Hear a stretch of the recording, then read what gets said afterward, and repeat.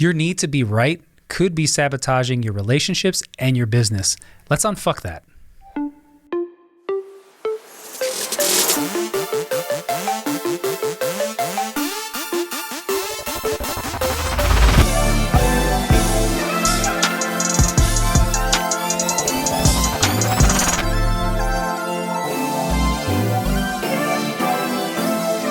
Welcome back to the Edgy Entrepreneur Podcast. We're deep into season 2 here, and the whole premise of this season is conquering your relationships. So we believe that if you want to be an influential leader in your community, you must master the art of relationships, whether those be professionally, in your community, in your household. And so this episode, we're actually going to talk about something that could be destroying, or potentially destroying your relationships if you're not aware of it.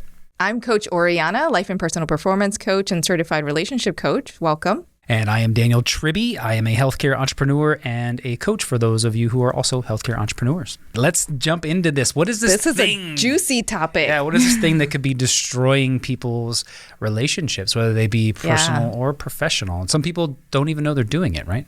Most people don't realize that they're doing it because they've been doing it for so long that they are already accustomed to it. Mm-hmm. And on top of that, it's a belief system. So for a lot of people, the behaviors associated with this are totally subconscious. I know we haven't given away enough yet for people to figure out what it is, but maybe we keep describing it and they might be able to get to it. That's it. So I think that when you do this, right, you may be being responded to in a way that's very rigid or resistant. And a lot of people don't understand why that is. Like the way that you come across when you're in this particular state promotes rigidity and promotes resistance from those that you are close to or those that you work with. The other thing about this is if you weren't here, you might actually be experiencing the opposite of what you're actually experiencing in relationships, rather than getting a lot of pushback, a lot of resistance, maybe even a lot of conflict in your relationships. You would probably be experiencing more joy, more fulfillment, more collaboration, right? In all of your relationships, if you got rid of this one belief system that you probably don't realize is impacting you and your relationships in such a negative way. This belief system is your unconscious need to always be right. Yep. Yeah. Your unconscious need to always be right. Yeah. And so if you're listening to this thinking like, I don't think I need to be right. Yeah, you do. Don't leave yet. Continue listening, because one of the things that you might realize is how this need to be right actually manifests itself in your life and in your relationships. And it's not only the need to be right, but it's the belief that you are right, the belief that your way is the right way of either doing things or of perceiving the world or the environment that you're in. And also, this is a popular one that most people, they don't land here until they're led there. Believing that other people need to change their way of being, their way of doing things, their way of thinking in order to make room for yours, because yours is right and theirs is wrong. Yep. So I remember my uncle as a kid being like, Daniel, there's a right way, a wrong way, and then there's my way. Ooh. And I'm like, okay, well, what makes your way better? Just because you said it was your way and it's the right way to do it? So this shows up in a lot of different areas of your life, and you may not even realize it. From simple things like being annoyed that your spouse and the way they load the dishwasher is not the way you want it loaded, right? Yeah. Or even something like my son did to me the other day, and I got onto him for it, is I drive a Jeep, like a Jeep Wrangler. And I told him, I was like, just hop in the truck so we can go. And he was like, the truck? I'm like, bro, you know what the hell that I meant. Get your butt in the car, the truck, the Jeep, the vehicle, the 4 wheels and the frame, get your butt in it. You knew exactly what I meant. So, but you felt the need to question me in a correctful manner, like, the truck? It's not a truck. Dude, you knew what I meant, right? Oh man, that need to be right. That's it.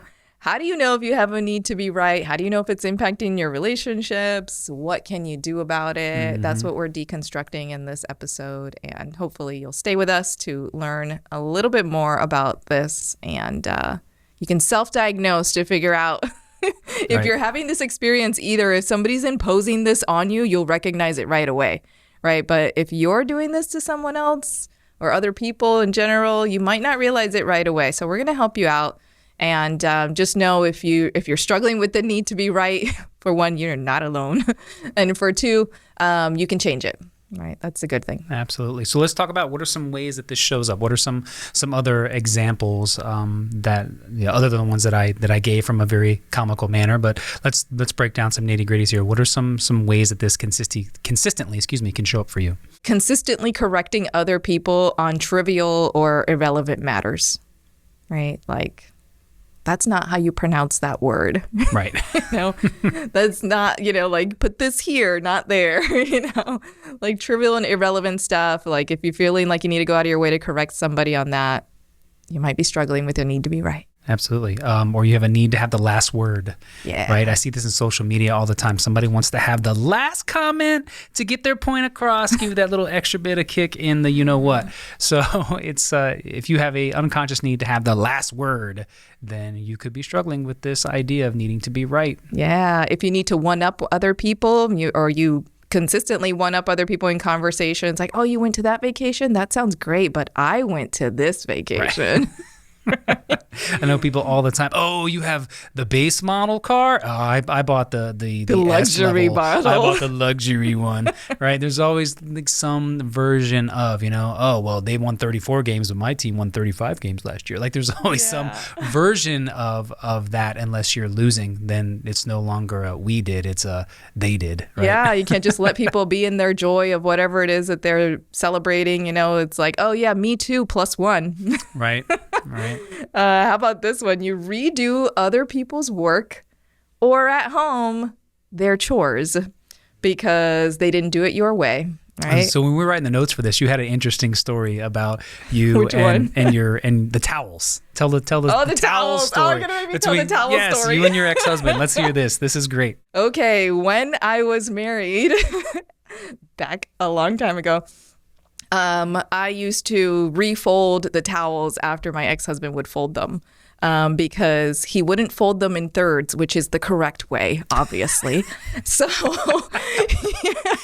right. And so I had a rhyme and a reason and a logic to my chaos, which is like when you fold them in thirds, the more of them can fit in the closet, right? His logic was like, just, if they're not laying around after coming out of the dryer, then we're winning, Mm-hmm. And so I would go back and I would refold the towels and I would waste that time and that energy and also get frustrated with him until one day something just clicked for me and I was like, what am I doing? Like, what am I doing right now? I mean, I worked a full-time job. It was more than 50 hours a week job, and I was taking care of obviously of a spouse in a household in a very big house that we lived in. And I could not just be okay with this task getting done. It had to be done my way. And it wasn't until I realized how absolutely ridiculous that was that I, one, stopped doing it, but two, really started to look at all other areas of my life where I'm doing similar things and wasting time and energy as a result. Like, just be happy that the towels got folded and put away. I could have left this shit in a hamper for you to do when you got home. Right? So. Right. And I mean, I also, when you think about it from the other person's perspective, because I know this happens in a lot of relationships and marriages, right? Like moms, right? Moms, women, we suffer from this a lot, right? Like that chore has to get done the way we would do it and the way we want it to do it, or else it's not clean, or it's not done, or it's not to my standard, right? Redo it. Mm-hmm. And so not only is it an incredible waste of time and energy, but it really has to make that other person feel like they can't do anything good enough for you. Yeah. Right. And that's a terrible feeling to have from your partner in a relationship. Mm-hmm. Very true. And it happens at work too. Right? Yes, it does. You do the same thing. Somebody does certain work and you rework it because, you didn't like the look of the PowerPoint presentation. So you redid it last night. And now the other person's like, what the how? Yeah. What? Like, that was my responsibility. I got it done on time. You redid everything. Like, why did I even waste my time? Exactly. Yeah. So what you're saying is that my time is worthless to you and my abilities therefore are worthless to you. So therefore I am worthless to you. Ooh. Right. So this is the track. And I'm not saying it's kind of like the talk between failing and being a failure. Right. People start to associate I failed at something, therefore I'm a failure. Right. Which is not true. But people will do the same thing. Like if I can't do anything right, then that means I'm wrong, or I'm not good enough, or I'm unworthy. And that's the track that you almost force people into when you react this way of nobody can do anything right, or my way is the right way. Yeah, and that's an awful feeling to impart on your employees and colleagues. But if you're imparting that feeling on your children and or your spouse, your relationships are not going to last very long.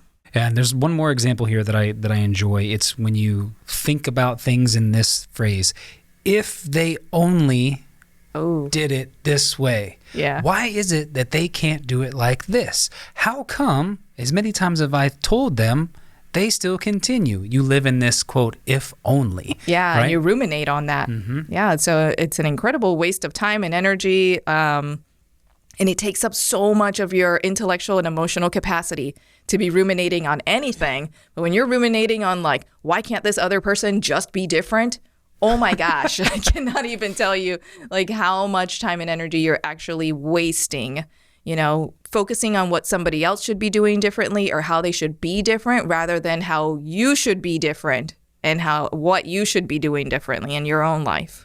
I want to discuss too some of the limiting beliefs that are associated with this. So what is it that the person who believes they are always right, or that they have a desire to be right, what is it that they actually subconsciously are thinking? Yeah. Right. So what are some of those beliefs that we have about ourselves that force this behavior? Yeah. I mean, and like I just want to mention before we get into the limiting beliefs, if you haven't already heard yourself in any of the things we've been saying, hopefully you'll hear yourself in one of these belief systems, right? Like if this pops up for you when we say it and you're like, oh, I believe that, right? Then like listen to the episode again, because then you might realize like, oh, I do those things, right? Because behaviors always come after belief systems and thoughts. So one of them is like, I know the best way. I know the best way and the right way to do this. This one is one of my personal favorites. I hear it all the time, especially in healthcare. If I want it done right, I guess I got to do it myself. Yeah, that's a good one. Get out of here. I don't know why I just decided to sound like a redneck drinking a beer, and a Budweiser hat there, but it just felt right at the time. But yeah, if I want it done right, then I got to do it myself. Yeah, I'm the only one who can or who will do it right. I'm the only one. If you're in this mindset in your business, man, you probably don't ask for help. You probably don't take the time to actually sit down to look at your tasks, to separate what is it that you could be doing the most efficiently within your skill set and expertise versus what you could actually even pay someone to do, delegate to one of your staff, right? Something like that. And you're just taking it all on yourself. You are going to burn out quick. And if you're the person who just heard that and thought to yourself, well, it's true. I am the only one that knows how to do it the right way. We talking to you. Keep listening. But you also have things like no one can or knows how to do it like me. Right? So this is different than if I want it done right. This is no one else knows. No one else. I'm the only person that knows this particular skill and how to do it. Yeah, right along those lines. If I don't do it, then it won't get done. You hear that one a lot, relevant to household chores. Right? If I don't do the dishes, they're going to sit there for days, it won't get done. If I don't do the laundry, I'm the only one who can do this. Meanwhile, not asking for help. Meanwhile, not delegating tasks and responsibilities in the household appropriately or in a way that makes sense for members of that unit. This one, actually, I deal with quite a bit, especially like in office managers, people who believe that they have an important role that can't be replaced. Right. And so they take it upon themselves to do everything because they've thought to themselves, like, if anybody else knew how to do it, then I would lose my job. Right? If I showed them how to do it and they could do it as good as me, then I wouldn't be needed here. Yeah. Right? So you've wrapped your identity around a task or a certain job that you have, and you don't want anybody to take that away from you, because if they did, then you would no longer have an identity. That's a really poor place to be. That's that need to be needed combined with that need to be right in a pretty little package. Yeah, because ultimately it would take me longer to teach you how to do it than for me to just do it myself. Oh, yes. Oh, my gosh. Who hasn't said that? If you've ever struggled with delegating in your life, then you have said that phrase, right? It'll take me longer to teach somebody how to do it than to just get it done and do it myself. And again, you can hear a lot of potential fallout associated with these different belief systems, right? Like if you believe that, also you're not delegating. You're not making efficient use of the people that are around you. You are taking on everything onto yourself, right? You're doing things outside of your zone of genius and your expertise, which means that you're wasting time that you could be focusing on revenue generating activities. You are outside of revenue generating activities probably for most of your time, right, and rather than inside of that in your business. And because of that, you are getting tired, you're wasting energy, you are inefficient, you're unproductive, and you are going to burn out. There you go. We can drop this episode right now. That's all you need to hear. We're done. See you later. So I'm glad you mentioned that, because let's talk about how this can show up in your business and how ultimately it can affect your business. Like, what are the potential fallouts of this type of situation inside of your business? And one of the big ones that I have come across before is when you have the inability to define roles. Right? You hire people, but you can't define what their role is and what tasks they're responsible for. And furthermore, what that causes a problem is people don't know what the hell they're supposed to do and what they're not supposed to do. And then now you have a problem retaining top talent, right? These people, you have high turnover in your business because there's no boundaries around anything. Yeah, People just feel like, well, if I do it, he's just going to redo it anyway. So there's just no freedom of the creativity for the staff that you hire. Yeah. Right. So your fallout is you're unable to retain top talent, right, or even recruit them at that point because there's no real job description or guidelines for people to follow. People want to work with autonomy, but they want to do it within a structure, right? And so I used to work somewhere where frequently people would come to me and say, like, if it feels really wishy-washy or willy-nilly, they would use words like that to express the fact that, like, there's no structure and I need a structure to be able to work well. One of the biggest things is having scorecards for the people you plan to hire. So a scorecard essentially lines out what is the outcome of the person, like what do you want them to do? Right. So by hiring this person, the outcome is going to be, we're going to go from 25 million in revenue to 40 million in revenue in 3 years. Right. That's the outcome that I want. And then you match the person's, background, superlative stuff that they've done to get to that outcome. Right. And you know that you're hiring them for a skill set that's potentially going to lead you to that outcome. And so when you hire them for that reason with this known outcome in mind. Right. So that is one way that you can help remedy this, is having a scorecard. 1, what's the outcome? 2, what's the skill set? And also, like, you show people that you trust them. Right. And then they start to work more efficiently and work better for you. Yeah. And people have to be sold on you. Right. We think all the time that, anybody should want to come work for us. We're hiring, they submit an application, they want to come work for us. But it's your job as the business owner to sell the company to this person. Why should they come work for you? Yeah. Right. Are you going to micromanage them? Are you going to helicopter them? Are they going to have the opportunity to talk to other employees about you? And if they find out that there's no boundaries and there's no rules and there's no actual guidelines for them to work into, they're not coming to work for you. You didn't sell them on shit for your business, and you lost a potential really good recruit. It's the difference between recruitment and retention, and it's the cost of retention that most companies find almost impossible to calculate, but is very clearly the most expensive cost when it comes to hiring and staffing.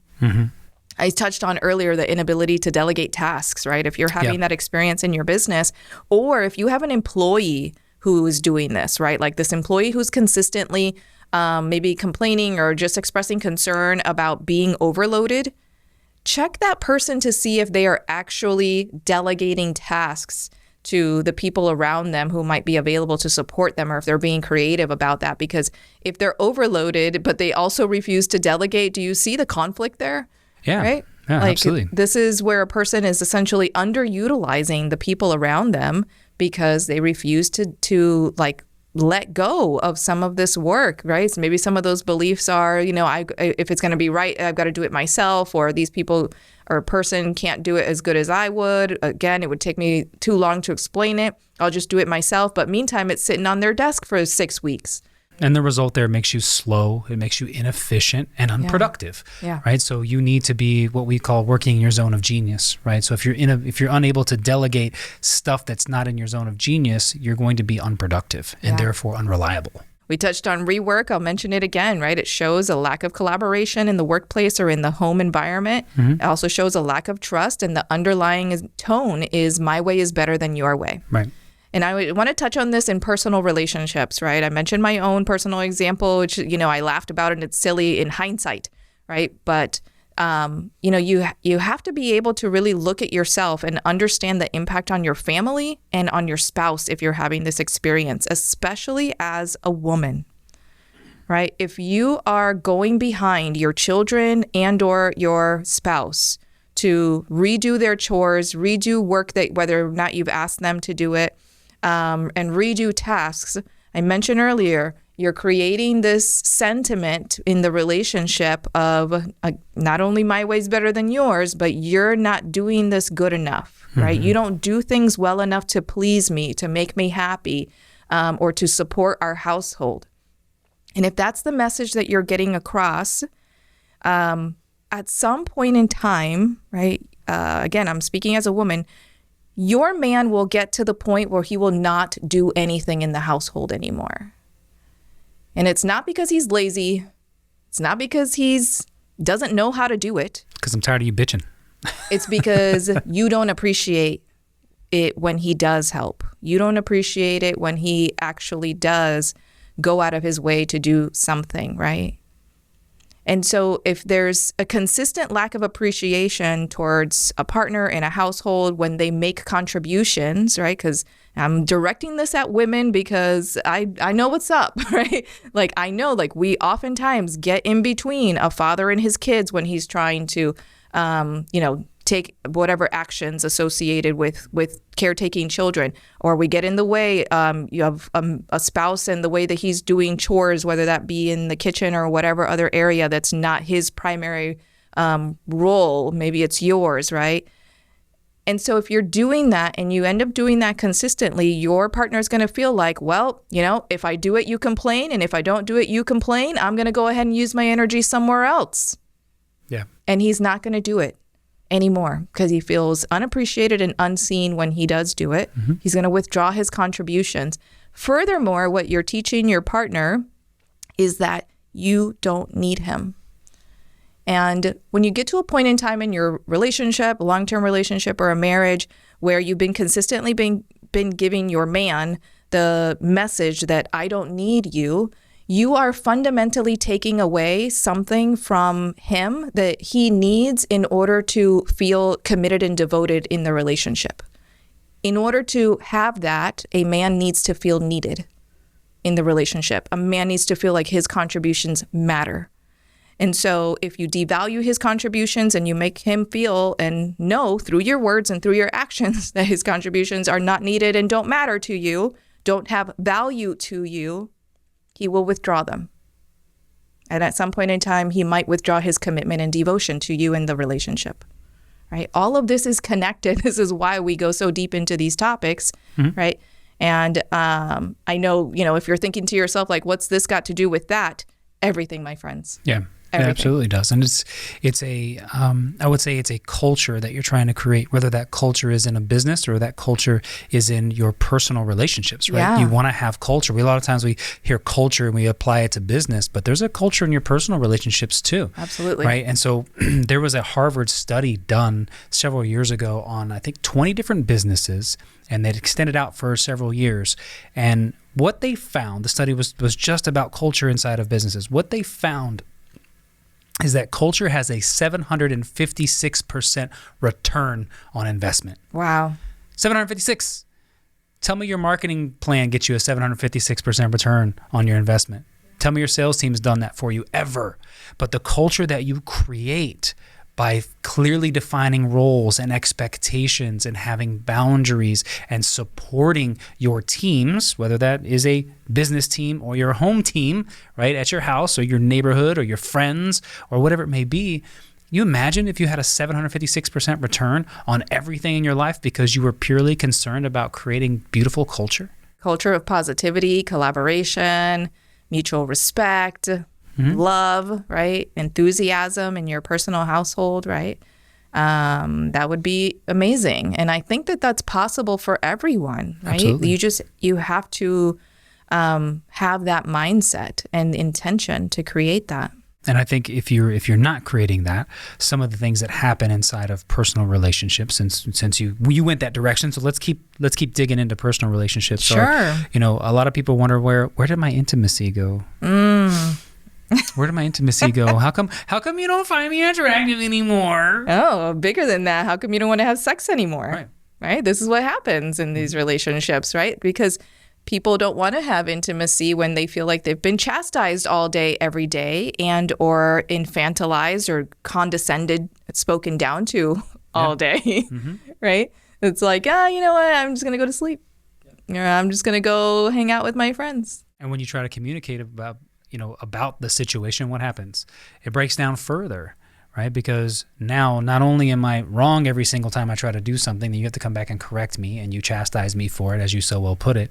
Now, anytime I try to communicate with you about how I'm feeling, you're also going to shut me down, right? And say, yeah, but if you would just do it this way, it would all be fine. Yeah, essentially what I hear you saying is, yeah, I understand that you're uncomfortable, but I'm still right and you're wrong. Right. As soon as you realize that, everything will be okay. Right. If only you would just do it this way, it would be fine. We would have no conflict if you do it my way. Right. And I think a lot of people get into a relationship and think to themselves, well, I can change them. Right? Oh, I can yeah. change them. Yeah. And this is where That's so common. Again, this is your need to be right. Right. However, I don't care how you want to spin this. It is your need to be right. I can change him or her. So egocentric too. Is at the root of my way is the right way, and I can change them to see it my way, and then they'll be with me on the same team. Yeah. How often has that worked for you? How many listening to this podcast have ever thought themselves, I can change this person, and it worked? Oh my gosh. There's a small percentage of you that have actually said that and accomplished it. If you could say that, it's probably because you're in some kind of helping profession, like a coach, right? You're coaching somebody to change their physical health or their mental health or well-being, or you're a therapist or something like that, right? And in that case, where you are in a helping profession, such as we are, you tend to have people who want to be helped and want to create change in their lives, right? Nothing is more satisfying than when I see my clients create change in their own lives, and having done that based on, my input or my advice or anything like that, that in any way might have helped to, water a seed of intention. Like, yeah, that's a beautiful thing. And the moment that I try to water any kind of seeds of intention that don't belong to somebody, right? Meaning I want them to change and they don't want to make that change in their life, or they're not ready for that, whether that's in my personal life or in my professional career as a coach, that change and that result isn't going to happen. It's not going to happen. And also, here's the other thing. It's very clear to be able to see in a coaching relationship how when a coach attempts to impose a change on a person and get a result for that person that they don't truly want to pursue, it's really easy to be able to see how that's egocentric and how that's the coach in their in their self-centered ego, making the coaching experience about themselves instead of about the client, right? But then when it comes to personal relationships, all of a sudden, we don't see that exact same thing happening. Right? Do as I say, not as I do. Right? Where a person is showing up in a relationship, like, if you would just change this, this, and this about your eating habits, about your spiritual habits, and about your emotional and, intellect and all of that, like, you would be awesome. You would be a catch. For who exactly is my next question. For well, who? Obviously, I mean, like, for me, that's why I want to fix you. Cool. So what about the things that I would admire that you don't fit the mold for? Yeah. What about that? No, what about that side of it? But I'm not. I don't need to be changed. Just let me change you. Got it. This is how this goes. Follow the rules. That makes sense. Yeah, that's just like people who want the AllStar. Right? I want the guy or girl who is bang, bang, bang, bang, bang. They list out all these little beautiful scenarios. And then you turn around and say, well, in order to get that person, you have to be that person. Mm-hmm. So you could want all you want, but unless you're striving to be that person, like, ladies, you want a guy who works out, looks good without a shirt off, who's a loving, caring person who makes a fat wad of money and does all these things. And, oh my God, he loves cats too. What a catch.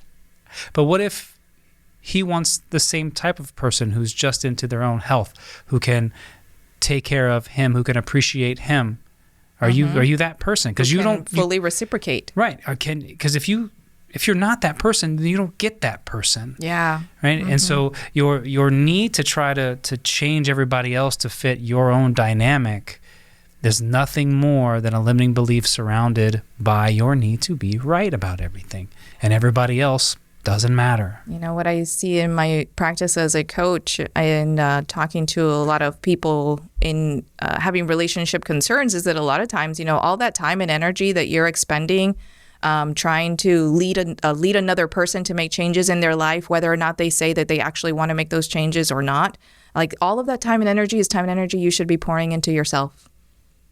Because if you are in a position where you look at another person and go, man, that person would be a catch if only they would change A, B, C, and D, let me help them do that. Like if that is your mindset, you have healing to do, right? That's a red flag that you need to take care of yourself. It's probably not, you're probably not even in a position to be pursuing a relationship if that's your mindset, right? Yeah. Or, I'm gonna say it, I'm gonna go there, coach. Say it. If you're that dude and you're Captain Save-A-Ho, right? If that's your persona, like, I can help her, I can save her, I can help her get back on her feet. I can support her to move through this hard time in her life. I can help her get through her divorce. I can help her. You need to stop. You need to stop, bro. Right? I'm saying that as a friend, as a men's coach, as a relationship coach. You need to. I love how interested you are in helping somebody, but you need to go and pour into yourself. Yeah, very, very and true. Pull away from that experience, because 9 times out of 10, men who get into relationships like that and give to that woman, as soon as she's back on her feet, she's leaving you. Gone. Out the door. Mm-hmm. Yep, and the same thing. Ladies. Say it. Ladies. If you look at a man and think to yourself, even for a second, that, well, he's not perfect, but I can change him, you are going to be vastly disappointed. Because a man will only change if he wants to. And he ain't going to change just for you unless you have something golden and magical downstairs. Even that doesn't change a man. That was totally a joke. But that's what ladies, that's what a lot of you put on a pedestal. Yeah. Right? That's what you put on the pedestal. That and your ability to, I can make your house a home. Okay, look, listen. I can have food delivery come to my house and never have to touch a pan. I can have somebody come clean my house. Mm-hmm. And never have to touch a broom. So tell me what else you're bringing to the table besides the 4 tricks you have in the bedroom and your claim to being able to make my house a home. Boom. Like, come on. Like, let's be real here. So, dudes, stop being Captain Save-A-Ho. Ladies, stop thinking you can change people. From my experience and also like from my reading a lot about relationship content, a man will never change for a woman unless he's already extraordinarily devoted and committed to her, right? And here's the thing, though. If a woman goes into a relationship trying to change, trying to control outcomes, trying to manipulate and maneuver, he will feel that even if he can't articulate it or put his finger on what it is about you. But he can feel that, and that will keep him from ever being able to devote or commit to you. So these women, you're in these long-term relationships and you're like, man, I do this, I do that, I'm here, I'm support, I'm that and the other, and he just won't commit. There is a reason for that. There's a reason he won't commit. He might not be able to articulate what the reason is, but I will tell you from my experience in coaching and from understanding masculine and feminine polarity, you are trying to control outcomes and he doesn't like that, and that's why he can't commit to you. Beautifully said. I really enjoyed this episode this week on this, because I think it's a huge topic a lot of people do unconsciously, right? So if you guys found this valuable and you want to know more and talk with us more and actually have individual conversations with us, we actually invite you to join our Edgy Entrepreneur community on Facebook. So you can text the word EDGY, EDGY, to 33777, and you'll get a link and you can come join us in the community. We go live every Friday in there. We do some coaching, we do some discussions on blogs, and we address all of your comments and things like that. So we'd love to see you guys in there. Yeah. Thanks again for joining us on this episode, and we look forward to bringing you some more content in the next couple weeks. Yeah. See you soon.